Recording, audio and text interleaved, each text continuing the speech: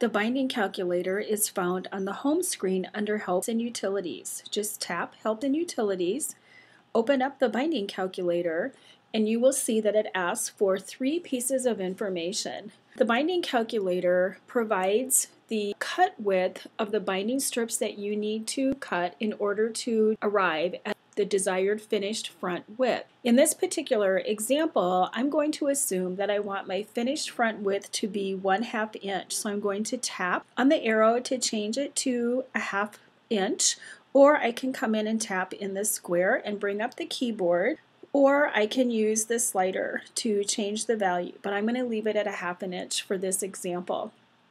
The 1/4 inch underneath of it, which is called extra for quilt thickness, is used to accommodate how much thickness you need to roll over your binding from the front to the back. So if you're using a really thick batting, you may want to use 1/4 of an inch for thickness. Or if you are using really thick fabrics, like those really heavy flannels, you may want to leave it at 1/4 inch. Or you can change it the same way by just tapping on this screen to change it to less than 1/4 of an inch or to more than 1/4 of an inch. But I'm going to leave it at 1/4 of an inch.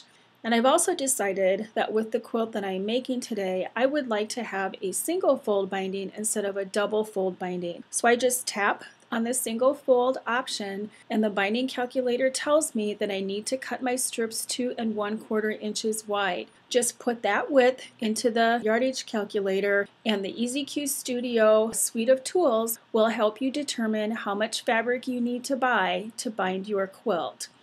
And that's it, pretty straightforward, just 3 pieces of information that you need to put in. If you have any questions about the binding calculator, you can always send us an email by going to our website,